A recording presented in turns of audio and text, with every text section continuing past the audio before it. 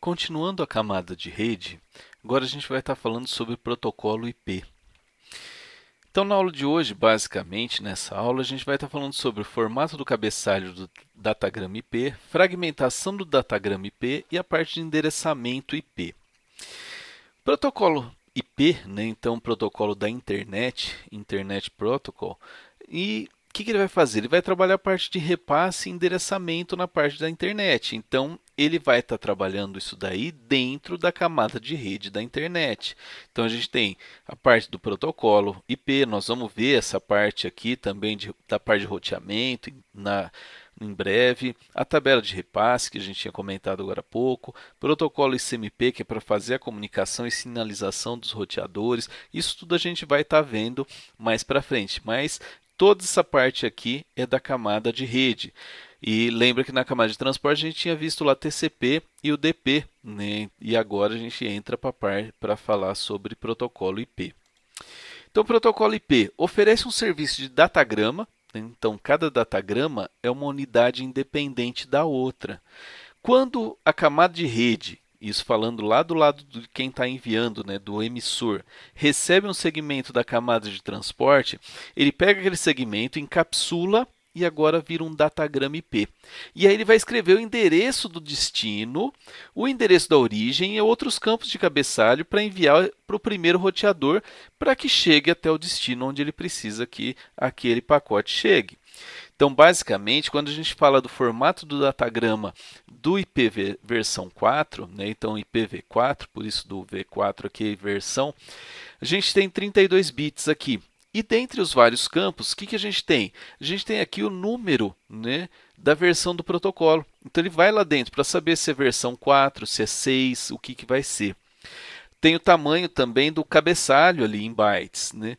Tem o total do datagrama. Do mesmo jeito que a gente tinha visto lá, que a gente tinha aquele tamanho, né? Então a gente tem o tamanho total do datagrama, sendo que assim, o tamanho que ele vai ter no máximo seria 64K. Porém, tipicamente, ele vai ser de 1.500 bytes ou menos. Tá? É bem isso que ele vai acabar fazendo. A gente tem o tipo de serviço, né, que aí você pode colocar ali dentro. Tem o time to live, que é algo interessante, porque se esse pacote, né, para quem teve esse pensamento de você pegar e falar, beleza, Thiago, o pacote errou a rota e não chegou no lugar. Ele vai ficar rodando na internet até sabe lá Deus quando? Mais ou menos, por quê? Esse TTL, né, o Time to Live, e cada roteador que ele passa, esse pacote aqui, esse datagrama vai ser decrementado de 1, esse valor.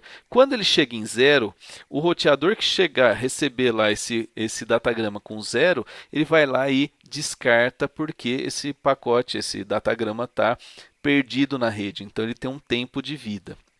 Além disso, a gente tem ali a informação do que vem da camada superior, se foi um TCP ou um UDP que veio da camada de transporte. Também a gente tem a parte de fragmentação, né, que a gente vai ver porque ele tem que quebrar os tamanhos dos pacotes, coisas assim. Aqui também a gente tem aquele checksum, como a gente calculou, né, na camada de transporte. Aqui na camada de rede a gente também tem um checksum. Tem a parte do endereço, então 32 bits para a gente poder endereçar tanto o endereço de destino quanto de origem. Algumas coisas onde seriam opcionais, que pode ter ou não ali. E a parte de baixo que seria realmente os dados que vêm, né, das informações. Por exemplo, vai vir ali, aqui dentro vem toda a parte do segmento TCP ou UDP, né? E aí você coloca esse cabeçalho na frente aqui. Nisso daí, basicamente, a gente tem um overhead de 20 bytes para TCP, né, do TCP, mais 20 bytes do IP, então a gente teria 40 bytes, mais, né, aquele overhead que estava vindo lá das informações da camada de aplicação. Então a gente já tem essas informações aí de tamanho. Aqui algumas informações para vocês darem uma olhada, que foi aquilo que eu acabei explicando, os tipos de serviço, tal, que estão nas transparências para vocês darem uma lida melhor aí para quem quiser estar analisando. Fragmentação do datagrama IP. Né? O que isso daí vai ajudar? Nem todos os protocolos da camada de enlace podem transportar pacotes do mesmo tamanho. Então, alguns podem transportar datagramas grandes e outros não. Outros têm que ser datagramas pequenos. Então a gente vai ver que quadros Ethernet não podem conter mais que 1.500 bytes de dados, por isso que anteriormente eu falei que tipicamente era 1.500 ou menos. Então, essa parte ali, né, isso falando quadros Ethernet, a gente está falando lá da camada física, né? Enquanto os dados, né, enquanto os quadros para o enlace de longa distância, por exemplo, rádio, algo assim, eles não podem conter mais de 576 bytes. Então, dependendo do meio de transmissão, o tamanho tem que ser menor, né? Então, a gente tem que analisar isso daí. E uma unidade que aparece, né, é esse cara aqui, ó, MTU. Quem já deu uma fuçadinha lá naquele seu access point, ou roteador, entre aspas, que você tem Wi-Fi em casa, apareceu essa sigla. Essa sigla aqui, ó, MTU, seria a unidade máxima de transmissão máxima. Então, é aqui que você determina qual que é o tamanho desses quadros que vão estar trafegando na sua rede ali. Então, isso daí vai variar dependendo do seu meio de comunicação. Cada datagrama IP é encapsulado dentro do quadro da camada de enlace para ser transportado de um roteador até o seguinte, né? E aí, como eu disse, aquele MTU vai ter aquele limite, né, do tamanho do meu datagrama.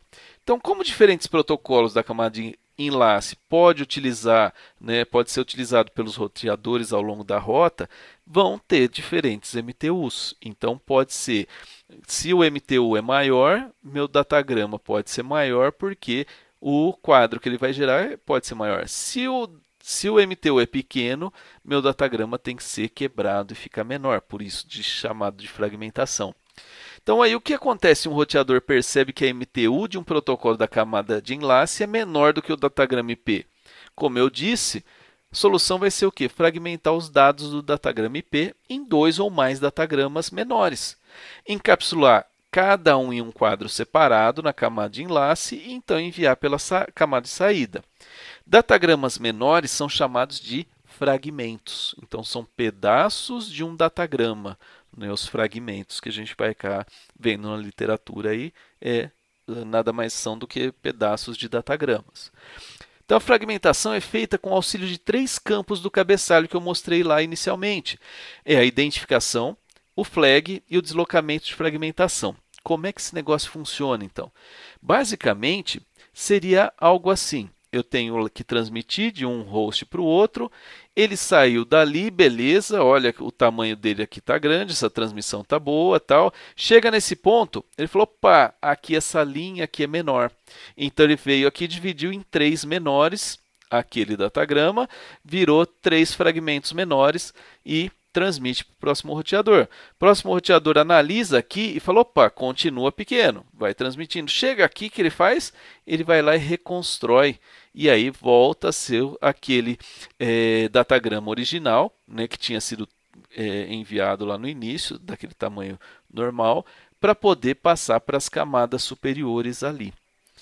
Basicamente, como é que ele vai trabalhar? Isso daqui, olhando lá o cabeçalho, né, do nosso IP, do pacote IP, ele vai ter o seguinte, vai ter o tamanho, uma identificação, um flag e esse offset. Então, esse daí seria meu datagrama. Então, olha que ele tem um tamanho de 4.000. Não vai passar. Então, o que ele fez? Ele dividiu em 3. Né? Então, esse 4.000, o que ele vai fazer? Ó, ele pôs 1.500, né? E falou assim, ó, flag, né, 1, quer dizer que está sendo quebrado ali e é o primeiro cara que está sendo mandado. O segundo, mais 1.500, flag 1, porque está fragmentado, né? E aqui o offset 185 e depois o restante. Então, aqui já foi os 3.000, né? E aí vem mais o restante aqui de 1.040, né? Para poder fechar a quantidade de bytes. Fragmentação 0, porque esse é o último pacote que vai ter. Então, na hora que chega no último fragmento, ele põe 0 aqui. E o offset de 370. Mas o que é isso daí? Então, aqui, né, na verdade, o que a gente vai estar tendo seria de 1.480 bytes, né, em campos de dados ali que a gente tem. E o offset vai ser o quê? 1.480 dividido por 8. Né? Então, é essa a proporção. Por isso que deu 185 aqui, né? Que é a quantidade de bytes que a gente vai estar tendo, dividindo por 8 ali. que acontece? Em alguns comentários, no destino, a carga útil do datagrama é passada para a camada de transporte apenas depois que o IP for totalmente reconstruído o datagrama original. Por isso que eu falei, mandou, quebrou aqueles fragmentos, quando chega completo lá, aí que vai começar a subir as camadas. Se um ou mais fragmentos não chegarem ao destino, o datagrama incompleto ele vai ser descartado, ele não passa para a camada de transporte não, ele é perdido mesmo. Isso porque ele se perdeu um pedaço lá, então a hora que chega do outro lado ele não vai conseguir estar passando.